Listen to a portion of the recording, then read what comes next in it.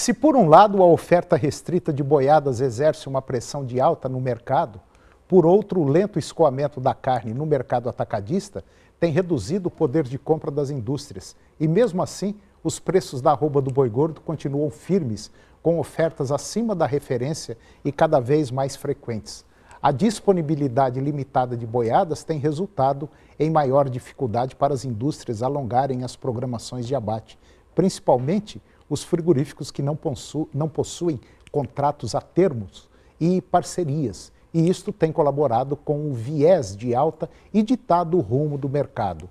Os consecutivos recuos no mercado da carne, principalmente com osso, têm reduzido as margens de comercialização das indústrias, o que pode limitar a valorização no mercado do boi gordo.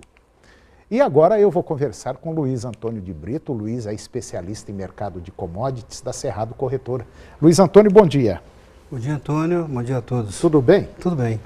Ô Luiz, existe aí um movimento, foi falado depois que o Blairo Maggi entrou, de desburocratizar o Ministério da Agricultura.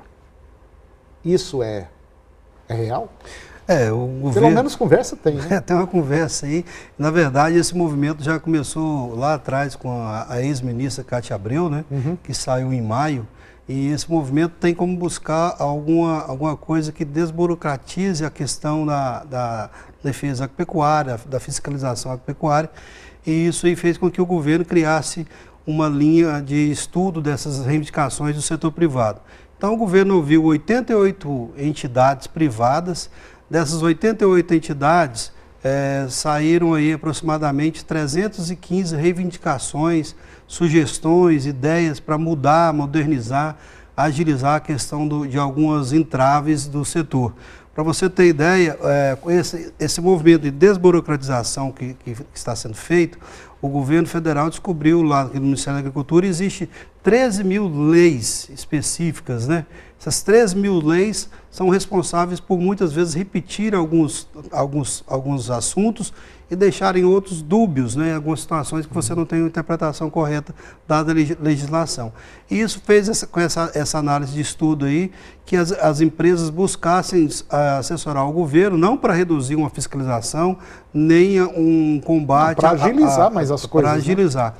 E é tão interessante, Antônio, que nesse processo todo de desburocratização, através do Ministério, constatou que, um fato interessante, que a questão do congelamento da carne suína, havia uma portaria no Ministério que esse congelamento era obrigatório você congelar a carne suína a 18 graus, né? 18 graus negativos, né?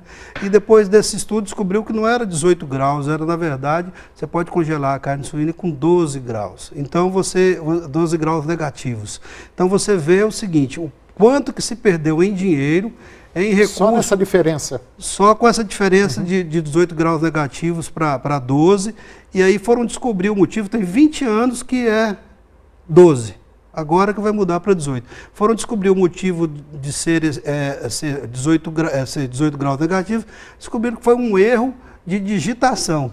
Então é interessante que a culpa é do estagiário, né? Então assim, alguém errou um dado e esse dado ficou errado 20 anos, e todo o setor produtivo aí da área de suinicultura pagou, gastou energia, gastou mão de obra, gastou equipamento para conservar a carne aí com 18 graus negativos, sendo que hoje o normal é 12. Né? E só como curiosidade, isso que o Luiz falou de congelar carne, um dos gargalos de frigoríficos de aves, suínos e bovinos é justamente a parte de congelamento. Exatamente. É um ponto caríssimo você manter uma carne congelada por um determinado período. É isso que faz, às vezes, encarecer o preço do produto que a gente consome. Luiz, como diz o meu vizinho lá, seu Antônio, essas leis atravancam o progresso brasileiro. É verdade. E é verdade, né, Luiz? Existe muita burocracia, muito entrave, né? Às vezes por falta de conhecimento, ou muitas vezes, pela própria falta de entender como o mercado funciona. Também, viu, Luiz? De interesse. É verdade. É verdade. Luiz, um outro ponto que a gente gostaria de conversar agora é sobre trigo. Certo. O trigo, parece que o governo está querendo mexer agora no custo de garantir o preço mínimo e parece que o nosso trigo é muito caro, né, Luiz? Na verdade, assim, Antônio, nós estamos passando uma situação complicada no trigo. O que acontece? O trigo, nesse momento, nós estamos prevendo uma safra muito grande de trigo na Argentina e no Brasil. Isso fez com que o trigo estivesse sendo comercializado no Paraná a R$ 34,00 e no Rio Grande do Sul a R$ 33,00. E o preço mínimo de garantia é R$ 38,65. O que isso está acontecendo? O governo vai ter que interferir nesse mercado porque os preços do trigo estão achatados e isso aí pode também afetar bastante toda a cadeia produtiva do trigo. Luiz, vamos para o intervalo comercial e daqui a pouco a gente volta para continuar esse assunto e nós vamos também falar sobre ovos de galinhas. É um negócio interessante. Nós voltamos já já.